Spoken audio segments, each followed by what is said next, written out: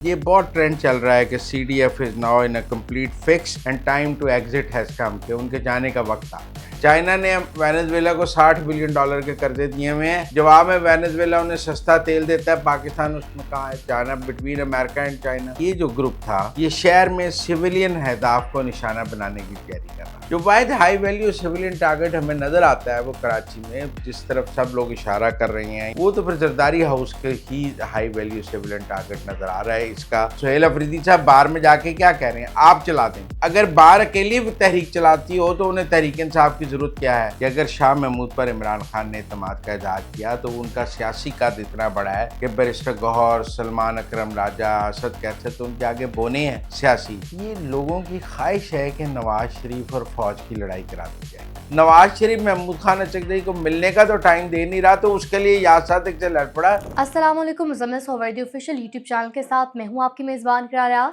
हमारे साथ मौजूद है मुज़म्मिल सोहरावर्दी। अस्सलाम वालेकुम, क्या हाल है आपका? वालेकुम सलाम, बिल्कुल ठीक। आप सुनाएं, कैसी तबीयत है आपकी?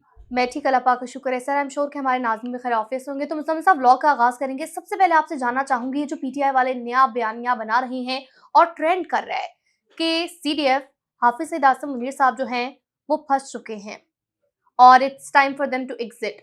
तो इज़ दैट रियली ट्रू? कहाँ फँस गए हैं वो? क्या ये अच्छा, बयानिया है? अब एक नया ये बहुत ट्रेंड चल रहा है कि CDF is now in a complete fix and time to exit has come, कि उनके जाने का वक्त आ गया है। हुँ। अच्छा, अब पीटीआई हर वक्त ही फील्ड मार्शल आसिम मुनीर को घर भेजने के चक्कर में रहती है और कोई ना कोई तरीका ढूंढती है। क्योंकि वेनेजुएला पे अमेरिका ने कब्जा कर लिया है, हुँ। लिहाजा आसिम मुनीर के जाने का वक्त हो गया है। भाई, वेनेजुएला पे सदर को अगर उठा लिया अमेरिका ने तो उसमें आसिम मुनीर का क्या ताल्लुक है? वो कहते हैं जी चीन और अमेरिका की लड़ाई हो गई है, लिहाजा आसिम मुनीर के जाने का वक्त आ गया है। भाई, चीन और अमेरिका की लड़ाई को सी पैक पर तो नहीं हुई है। चीन और हुँ। अमेरिका की लड़ाई है लैटिन अमेरिका पर। चीन अमेरिका के बॉर्डर्स पर पहुंच रहा है, अमेरिका को नहीं कबूल कि चीन उसके बॉर्डर्स पर पहुंचे। चीन जो है वो तेल डॉलर्स की बजाय युआन में खरीदना चाहता है। अमेरिका को नहीं कबूल के डी डॉलराइजेशन हो। उसमें आसिम मुनीर का क्या कसूर है? दो पावर्स लैटिन अमेरिका में लड़ रही हैं। पाकिस्तान का ना वेनेजुएला से तेल खरीदता था, ना कोई चक्कर है, ना कोई कहानी है। वो कहते हैं सऊदी अरब और यूएई की लड़ाई हो गई है तो आसिम मुनीर के जाने का वक्त हो गया है। भाई, सऊदी अरब और यूएई की लड़ाई है यमन के ऊपर, पाकिस्तान का यमन से कोई ताल्लुक ही नहीं। सऊदी अरब और यूएई की लड़ाई है सूडान में, पाकिस्तान का सूडान से कोई ताल्लुक ही नहीं। दो इंडिपेंडेंट मुल्क अपने किसी और तनाज़े में हैं तो ये आसिम मुनीर को घर भेज देते हैं। हुँ। इन सारे मामलात से ना पाकिस्तान का कोई ताल्लुक है, ना हाफिज आसिम मुनीर का कोई ताल्लुक है, ना हमारी फॉरेन पॉलिसी का कोई ताल्लुक है, ना हम इन मामलात में फरीक हैं, ना हम स्टेक होल्डर हैं, ना हमारा कोई ताल्लुक है। पाकिस्तान का वेनेजुएला के साथ कोई ताल्लुक नहीं है, हमने कभी वेनेजुएला का तेल खरीदा ही नहीं। हम चाइना की वेनेजुएला पॉलिसी में कहीं एग्जिस्ट ही नहीं करते। चाइना ने वेनेजुएला को $60 बिलियन के कर्जे दिए हुए हैं। जवाब में वेनेजुएला उन्हें सस्ता तेल देता है, पाकिस्तान उसमें कहाँ है? China between America and China. China पूरी एक दुनिया के 120 मुल्कों में जो भी सरमायाकारी करता है क्या पाकिस्तान उसका जिम्मेदार है? हुँ। सऊदी अरब दुनिया में जो भी कर रहा है को पाकिस्तान तो तब जिम्मेदार है जब कोई बंदा सऊदी अरब पर हमला करेगा। हम सऊदी अरब के दिफा के जिम्मेदार हैं। सऊदी अरब किसी पर हमला करे तो शायद पाकिस्तान उसमें से हिस्सेदार नहीं है। हमने उनसे डिफेंस पैक्ट किया है, एग्रेशन पैक्ट तो नहीं किया है। तो मुझे ऐसा लगता है कि ये पीटीआई वाले जो है ना, इनको हाफिज आसिम मुनीर फोबिया हो गया है। ये सोचते हैं दुनिया में कहीं कुछ हो गया आसिम मुनीर घर चला जाएगा। हुँ। भाई, आसिम मुनीर इस तरह घर नहीं जाएगा। आसिम मुनीर की अहमियत तो बढ़ सकती है, उसके जाने का कोई मसला नहीं है। वेनेजुएला के सदर के पकड़े जाने से आसिम मुनीर घर नहीं जा रहा। हुँ। सऊदी अरब यूएई के तनाज़े में आसिम मुनीर घर नहीं जा रहा। चीन अमेरिकन टेंशन में पाकिस्तान का कोई ताल्लुक नहीं है और आसिम मुनीर घर नहीं जा रहा। मुझे नहीं समझ आई ये आसिम मुनीर इस सारे में वो कह रहे हैं कि जी आसिम मुनीर घर चला जाएगा। कोई 2 मील दूर की लड़ाई है, आसिम मुनीर कैसे घर चला जाएगा? ठीक हो गया। मुज़म्मिल साहब, आगे बढ़ेंगे, अब रुख करेंगे कराची का। तो कराची में सीटीडी की जानिब से बड़ी अहम कार्रवाई की गई है। कराची को बहुत बड़े दहशतगर्दाना हमले से बचा लिया गया है। तो अब तक रीसेंट अपडेट्स क्या है? लेकिन जी जो इस बारे में इन्वेस्टिगेशन आई हैं वो ये कह रहे हैं कि ये जो ग्रुप था ये शहर में सिविलियन अहदाफ को निशाना बनाने की तैयारी कर रहा था। अब civil high value civilian target की सारी बात कर रही हैं। आज मेरी जिससे भी बात हुई है हर आदमी एक सवाल पूछता है कि जी ये जो नेटवर्क पकड़ा है इसका हाई वैल्यू सिविलियन टारगेट कौन था? हुँ। अब हाई वैल्यू सिविलियन टारगेट जो है वो कुछ लोगों कह रहे हैं जी क्लिफ्टन के इलाके में जरदारी हाउस है और वहाँ पर बिलावल रहते हैं।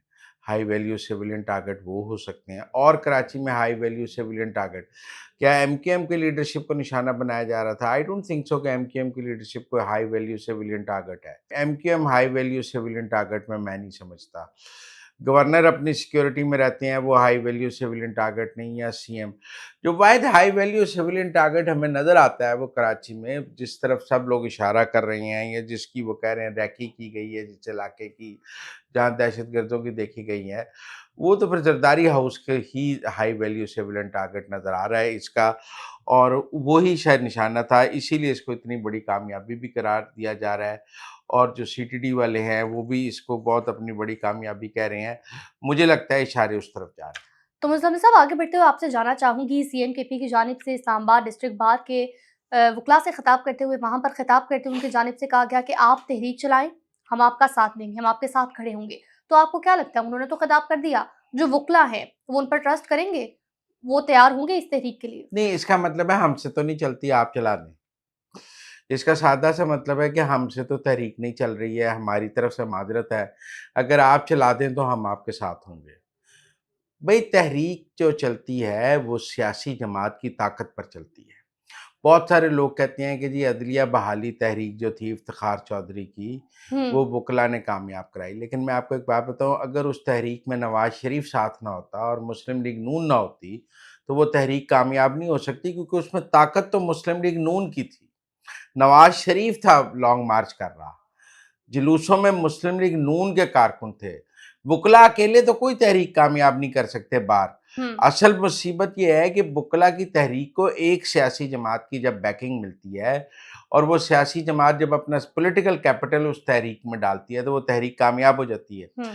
इस वक़्त तहरीक-ए-इंसाफ कोई सियासी तहरीक चलाने की पोज़ीशन में नहीं है। तहरीक-ए-इंसाफ के का कोई पॉलिटिकल कैपिटल मौजूद नहीं है। सुहेल अफरीदी साहब बार में जाके क्या कह रहे हैं? आप चला दें। हुँ, भई अगर बार अकेली वो तहरीक चलाती हो तो उन्हें तहरीक-ए-इंसाफ की ज़रूरत क्या है? वो आपको खिताब करने के लिए क्यों बुलाएँ? हुँ। वो आपको इसलिए बुलाती हैं कि भाई आप चलाएँ, हम आपके साथ हैं। आप कहते हैं आप चलाएँ, हम आपके साथ हैं। ये पहले आप में कोई तहरीक नहीं चली। तो मुज़म्मिल साहब ये जो फवाद चौधरी की जानिब से दावा किया गया है कि पीटीआई का कोई सियासी सीनियर लीडर है कि जिसने स्पीकर एयाज सादिक से मुलाकात की है, गुफ्तगू की है और कहा है कि अगर कोट लखपत में जो कैद हैं वो बाहर आ गए तो हमारी लीडरशिप किसी काम की नहीं रहेगी, फिर हमें कौन पूछेगा? तो किस हद तक आप फवाद चौधरी के दावे को दुरुस्त समझते हैं? नहीं, ये बात ठीक है कि अगर शाह महमूद कुरैशी बाहर आ जाएँ, तो और अगर इमरान खान शाह महमूद कुरैशी पर एतमाद का इज़हार करें। हुँ, पहली बात आप ये समझें कि फवाद चौधरी शाह महमूद कुरैशी को मेरी राय में मुतनाज़ बनाते जा रहे हैं।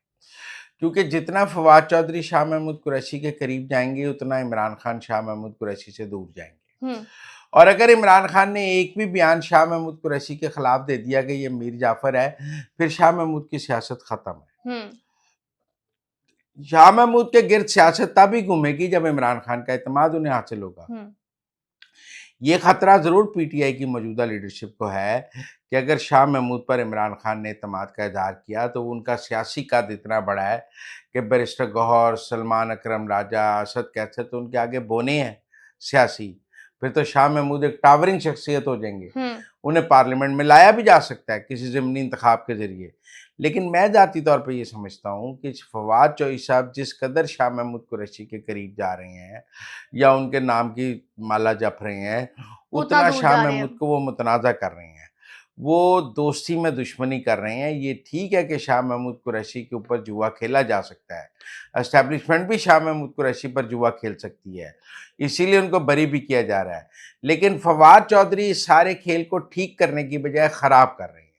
क्योंकि वो जितना इस खेल को एक्सपोज़ कर रही हैं, उतनी शाह महमूद कुरैशी की जो ज़रूरत है वो कम होती जाएगी। यानी शाह से ज़्यादा शाह के वफ़ादार हाँ, हैं। नहीं, नादान दोस्त हैं फवाद चौधरी इस मामले में।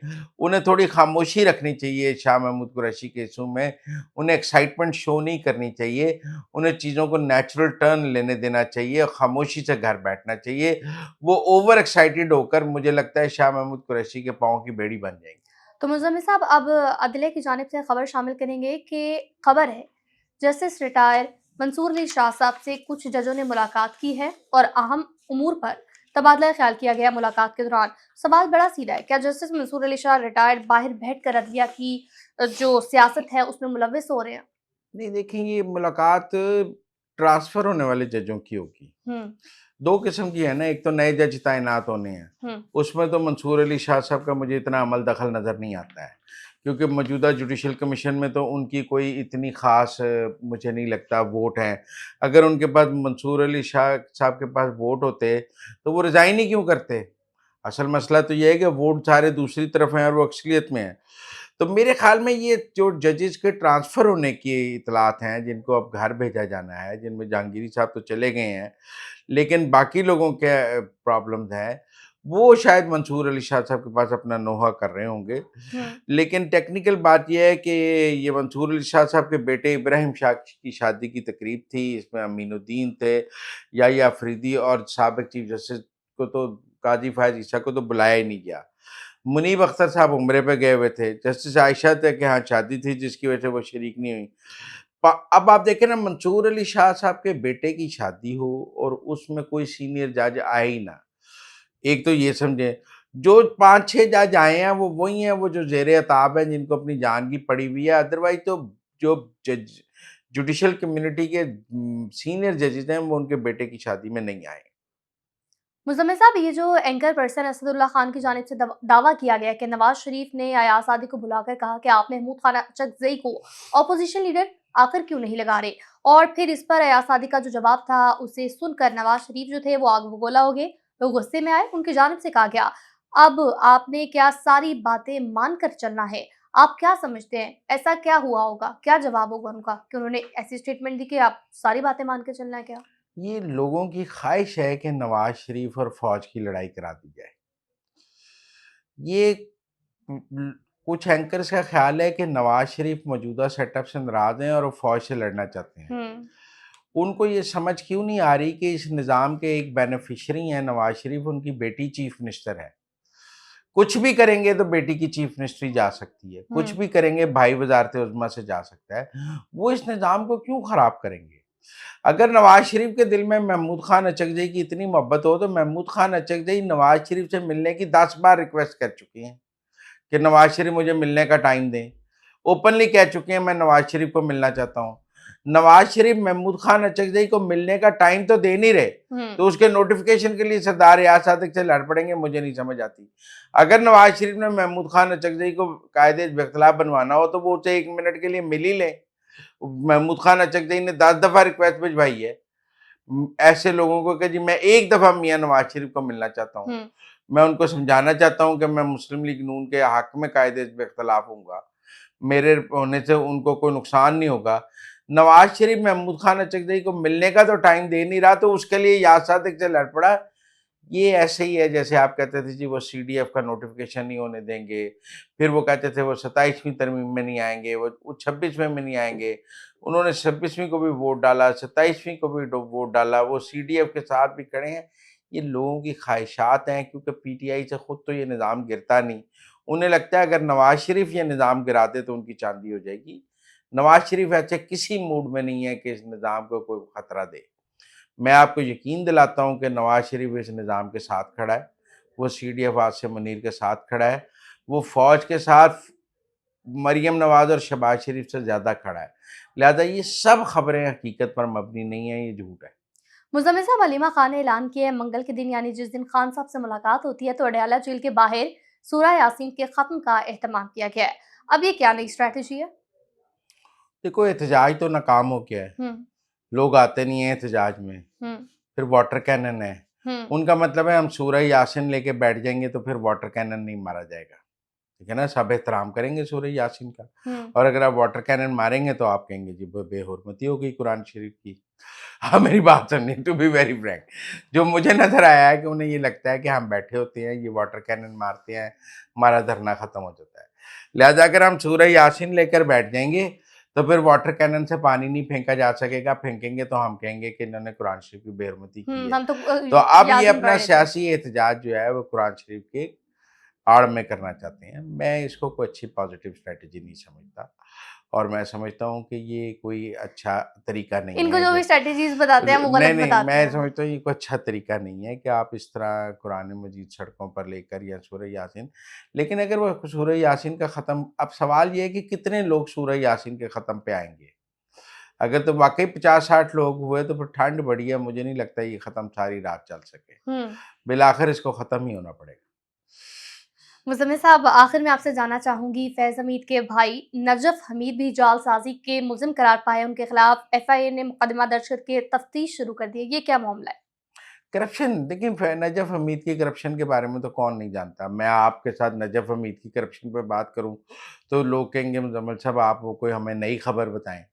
हर बंदे को पता है नजफ़ हमीद करप्ट था। हर बंदे को पता है फैज़ हमीद के दौर में नजफ़ हमीद ने पैसे बनाए हैं, प्रॉपर्टीज़ का लेन-देन किया है, सारा कुछ किया है। तो नजफ़ हमीद के गिर्द भी घेरा तंग होगा, नजफ़ हमीद को भी सज़ा होगी, फैज़ हमीद के भाइयों को भी। इन दोनों, इनका राज था चकवाल में। आपको पता है डीसी और कमिश्नर नीचे बैठते थे और ये ऊपर बैठते थे पटवारी होके। तो मेरा ख़्याल है कि वो पूरे ख़ानदान की सज़ाओं का वक़्त है और नजफ़ हमीद को भी, और इनकी भी जायदाद ज़ब्त हो जाएगी, इनको भी लंबी कैद हो यानी सज़ाओं का मौसम ख़त्म नहीं हुआ। तो नाज़रीन, अब तक के लिए इतना ही। देखते रहिए Muzammil Suhrawardy official YouTube channel. Like, share, subscribe ज़रूर कीजिएगा। फ़ीडबैक से भी आगाह कीजिएगा।